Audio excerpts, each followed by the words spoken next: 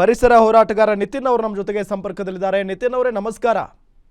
ನಮಸ್ಕಾರ ಸರ್. ಈ ಆನೆಗಳ ಪರಿಸ್ಥಿತಿ ನೋಡ್ತಾ ಇದ್ರೇನೆ ಬಹಳ ಬೇಸರ ಆಗುತ್ತೆ. ಏನ್ ಹೇಳ್ತೀರಿ ನೀವು ಮೊದಲಿಗೆ? ಸರ್, ನಾನೊಂದು 5-6 ವರ್ಷದಿಂದ ಈ ಸಕ್ರೆಬೈಲ್ ಆನೆ ಬಿಡಾರದ ಸಲುವಾಗಿ ಹೋರಾಟ ಮಾಡ್ತಾನೆ ಇದ್ದೀನಿ. ಹೈಕೋರ್ಟ್ ಆಫ್ ಕರ್ನಾಟಕ 3 ಜನರ ಸಮಿತಿ ನೇಮಕ ಮಾಡಿ ಮೊದಲು ಇಲ್ಲಿ ಆನೆ ಬಿಡಾರವನ್ನು ಮುಚ್ಚ್ರಿ, ಇಲ್ಲ ಅಂದ್ರೆ ಇಲ್ಲಿರುವಂತ ಆನೆಗಳ ಸಂಖ್ಯೆಯನ್ನು 10ಕ್ಕಿಂತ ಕಡಿಮೆ ಇಡ್ರಿ ಅಂತ ಹೇಳಿ ಆದೇಶ ಮಾಡಿ 6 ವರ್ಷ ಆಗಿದೆ. ಇಲ್ಲಿ ನಮ್ಮ ಮಾನ್ಯ ಸಂಸದರು ಏನಿದ್ದಾರೆ ಅವರಿಗೆ ಇಲ್ಲಿ ಪ್ರವಾಸೋದ್ಯಮವನ್ನು ಉತ್ತೇಜನ ಮಾಡಬೇಕು. ಆನೆಗಳದ್ದು ಪ್ರಾಣಿಗಳ ಬಗ್ಗೆ ಯೋಚನೆನೇ ಇಲ್ಲ. ಆ ಪರ್ಪೋಸಿಗೋಸ್ಕರ ಆನೆ ಬಿಡಾರವನ್ನು ಇಟ್ಕೊಂಡಿದ್ದಾರೆ ಇಲ್ಲಿ. ಓಕೆ, ಈಗ ನೋಡಿ ಆನೆ ಕಿವಿ ಕೊಳೆಯೋ ಮಟ್ಟಿಗೆ ಇಂಜೆಕ್ಷನ್ ಕೊಟ್ಟಿದ್ದಾರೆ ಅಂದ್ರೆ ವೈದ್ಯರಿದ್ರ ಅಥವಾ ಇಲ್ಲಿ ಸಿಬ್ಬಂದಿಗಳೇ ಇಲ್ಲ ಇಲ್ಲಿ ಇವಾಗ ಪರ್ಮನೆಂಟ್ ವೈದ್ಯರು ಇಲ್ಲ ಇಲ್ಲಿ. ಓಕೆ, ಪರ್ಮನೆಂಟ್ ವೈದ್ಯರೇ ಇಲ್ಲ. ಇದ್ದಂತಹ ವೈದ್ಯನನ್ನ ಇಲ್ಲಿಂದ ಮೊದಲು ಎತ್ತಂಗಡಿ ಮಾಡಿಸ್ಬೇಕು ಅಂತ 6 ವರ್ಷ ಹೋರಾಟ ಮಾಡಿದ್ವಿ. ಯಾಕಂದ್ರೆ ಅವ್ರು ವೈದ್ಯರಾಗಿರೋದಿಲ್ಲ, ಅವರೇ ಕೊಲೆ ಮಾಡೋರಾಗಿದ್ರು. ಆಯ್ತಾ, ಅವ್ರು ಹೋದ್ರಪ್ಪ ಅಂತ ಹೇಳಿದ್ಮೇಲೆ ಪರ್ಮನೆಂಟ್ ವೈದ್ಯರ ನೇಮಕಾತಿ ಮಾಡಬೇಕು ಅಂತ 1.5 ವರ್ಷದಿಂದ ಪತ್ರ ವ್ಯವಹಾರ ಮಾಡ್ತಾನೆ ಇದಾರೆ. ಬಿಟ್ರೆ ಅದು ಏನಕ್ಕೂ ಆಗೋಲ್ಲ. ಆದ್ರೆ ನಮ್ಮ DFOಗೆ ಹೊಸ ಕಾರನ್ನ ಮಾತ್ರ 3 ವರ್ಷಕ್ಕೊಂದ್ಸತಿ ಕೊಡ್ತಾರೆ. ಹೊಸ ಕಾರನ್ನು ಹ್ಯಾರಿಯರ್ ಕಾರ್ ಬಂದಿದೆ, ಈಗಾಗ್ಲೇ ಇನೋವಾ ಕ್ರಿಸ್ಟಾ ಬಂದಿದೆ. ಆಗ್ಲೇ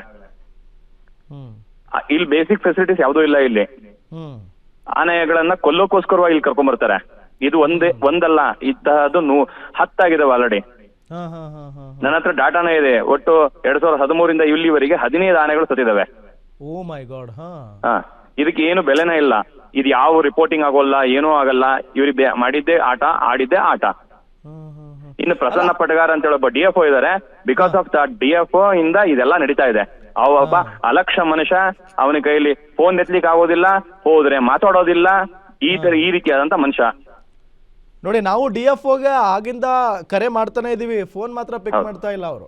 ಯಾವ ಕಾರಣಕ್ಕೂ ಫೋನ್ ಪಿಕ್ ಮಾಡಲ್ಲ. ಹೋದ್ರೆ ಕ್ಯಾಬಿನ್ ಒಳಗಡೆ ಕೂರ್ಸ್ಕೊಂಡು ನಮ್ಮನ್ನು ಕೂರ್ಸ್ಕೊಂಡು ಬೇಕಾಬಿಟ್ಟಿಯಾಗಿ ಯಾರ್ಯಾರ ಹತ್ರನು ಫೋನ್ ಮಾತಾಡ್ಕೊಂತ ಕೂತ್ಕೊಂಡಿರ್ತಾರೆ. ಅಲಕ್ಷ್ಯವಾಗಿ ಏನಾದ್ರು ಕೇಳಿದ್ರೆ ಸಿಕ್ ಮಾಡ್ತಾರೆ. ಇದನ್ನ ನಮ್ಮ ಯಾರು ಡಿಸ್ಟ್ರಿಕ್ಟ್ ಮಿನಿಸ್ಟ್ರಿ ಹೇಳಿದ್ರು ಅವ್ರನ್ನ ಟ್ರಾನ್ಸ್ಫರ್ ಮಾಡೋಲ್ಲ, ಏನೂ ಮಾಡಲ್ಲ. ಅವ್ರನ್ನ 3-4 ವರ್ಷದಿಂದ ಇಲ್ಲೇ ಕೊಳಿತಿರ್ತಾರೆ. ಇವ್ರು ಯಾರು ಶಿವಮೊಗ್ಗಕ್ಕೆ ಬಂದ್ಮೇಲೆ ಎಲ್ಲೂ ಹೋಗಲ್ಲ ಇವರು. ಯಾಕಂದ್ರೆ ತುಂಬಾ ಸೇಫೆಸ್ಟ್ ಪ್ಲೇಸು, ಆರಾಮಾಗಿರ್ತಾರೆ ಇಲ್ಲಿ ಸುಖವಾಗಿ. ಹೀಗಾಗಿ ಇವರಿಗೆ ಆನೆಗಳು, ನಾವ್ ಹೇಳ್ತಾ ಇದೀವಿ, ಆನೆಗಳನ್ನ ದಯವಿಟ್ಟು ಬಿಟ್ಬಿಡ್ರಿ, ಅವೆಲ್ಲಾರ ಹೋಗ್ತವೆ, ಇನ್ನೊಂದ್ ಮಾಡ್ತಾರೆ. ಇಲ್ಲ, ಯಾರಿಗಾರ ದಾನ ಕೊಡ್ರಿ. ಕರೆಕ್ಟ್. ಇಲ್ಲ, ಆನೆಗಳನ್ನ ಇಟ್ಕೊಂಡಿರೋದು ಇವ್ರು ಕೊಲೆ ಮಾಡ್ಲಿಕ್ಕಾಗಿ. ಏನೂ ಇಲ್ಲ, ಸರ್ಕಾರನೇ ಕೊಲೆ ಮಾಡ್ತಾ ಇದೆ. ಅಲ್ಲ, ಆನೆ ಬಿಡಾರದ ಉದ್ದೇಶ ಆದ್ರೂ ಏನು? ಆನೆಗಳನ್ನ ಚೆನ್ನಾಗಿ ನೋಡ್ಕೊಳ್ಳೋದಲ್ವಾ? ಇಲ್ಲ ಇಲ್ಲಿ ಪ್ರವಾಸಕ್ಕೋಸ್ಕರ ಬರುವಂತವ್ರಿಗೆ ಬೇಕಾದ ಎಲ್ಲಾ ಫೆಸಿಲಿಟೀಸ್ ಮಾಡಿದ್ದಾರೆ ಹೊರತು ಆನೆಗಳಿಗೆ ಬೇಕಾದಂತ ಬೇಸಿಕ್ ಯಾವ ಫೆಸಿಲಿಟೀಸು ಇಲ್ಲ ಇಲ್ಲಿ. It's zero. ಇದು ಝೀರೋ ಇದೆ ಸರ್. ಇದು ಬೇರೆ ಏನೂ ಇಲ್ಲ ಸರ್. ಆನೆಗಳನ್ನ ಇಟ್ಕೊಂಡು ದುಡ್ಡು ಮಾಡೋದು, ಇವರು ವರ್ಷ ಎಷ್ಟು ಕಲೆಕ್ಷನ್ ಆಯ್ತು ಅಂತ ನೋಡೋದು, ಆ ಪ್ರಕಾರ ಮಾಡೋದಕ್ಕೆ ಇದನ್ನಿದ್ದಾರೆ. ಇದು ಸಫಾರಿ ಅಲ್ಲ, ಇದು ಝೂ ಅಲ್ಲ. ಓಕೆ, ಇದು ಆಗ್ಲೇ ಒಂದ್ ಮಾತು ಹೇಳಿದ್ರಿ ನೀವು ನಿತಿನ್. ಈಗ ಕೆಲವು ವರ್ಷಗಳಿಂದ 10ರಿಂದ 15 ಆನೆಗಳು ಸಾವನ್ನಪ್ಪಿದಾವೆ ಅಂತ. ಈ ವಿಚಾರ ಹೊರಗಡೆನೆ ಬಂದಿಲ್ವಾ ಅಂತ? ಇಲ್ಲ, ನಾವ್ ಎಷ್ಟು ಏನ್ ಮಾಡಿದ್ರು ಏನು ಕ್ರಮನೇ ತಗೊಳಲ್ಲ. ಇನ್ನು ನಮ್ ಮಿನಿಸ್ಟರ್ ಹತ್ರ ತಗೊಂಡು ಕೊಟ್ಟಿದೀವಿ. ಅವ್ರು ಟಿಪ್ಪಣಿ ಹಾಕ್ಬಿಟ್ರೆ ಮುಗಿದೋಯ್ತು. ಫಾರೆಸ್ಟ್ ಮಿನಿಸ್ಟರ್ ಏನಿದ್ದಾರೆ ಅವ್ರು ಟಿಪ್ಪಣಿ ಹಾಕಿದ್ರೆ ಮುಗೀತು. ಆಮೇಲೆ ಆ ಟಿಪ್ಪಣಿ ಏನಾಯ್ತು ಏನೂ ಇಲ್ಲ, ಏನೂ ನೋಡೋದಿಲ್ಲ. ಇದೇ ಕಾರಣಕ್ಕಾಗಿ ನಾವು ಹೈಕೋರ್ಟಿಗೆ ಹೋಗಿದ್ದು. ಹೈಕೋರ್ಟ್ ಆದೇಶ ಆಗ 6 ವರ್ಷ ಆಯ್ತು. ಗೌರ್ಮೆಂಟ್ ಏನು ಕ್ರಮ ತಗೊಳ್ತಾ ಇಲ್ಲ. ಏನ್ ಹೈಕೋರ್ಟ್ ಏನ್ ಹೇಳಿತ್ತು ಆಗ? ಹೈಕೋರ್ಟ್ 3 ಜನರು ಎಕ್ಸ್ಪರ್ಟ್ ಕಮಿಟಿಯನ್ನು ನೇಮಕ ಮಾಡಿ ವರದಿ ತಗೊಂಡು ಇಲ್ಲಿ ವಂಶ ಪಾರಂಪರ್ಯವಾಗಿ ಒಂಥರ ನಡೀತಾ ಇದೆ. ಮತ್ತೆ ವಿಲೇಜು ರೆಸಾರ್ಟ್ಗಳೆಲ್ಲ ಸುತ್ತಮುತ್ತ ಬೆಳೆದಿರೋದ್ರಿಂದ ಇಲ್ಲಿ ಆನೆಗಳನ್ನ ಸಾಕ್ಲಿಕ್ಕೆ ಯೋಗ್ಯವಾದ ಸ್ಥಳ ಅಲ್ಲ.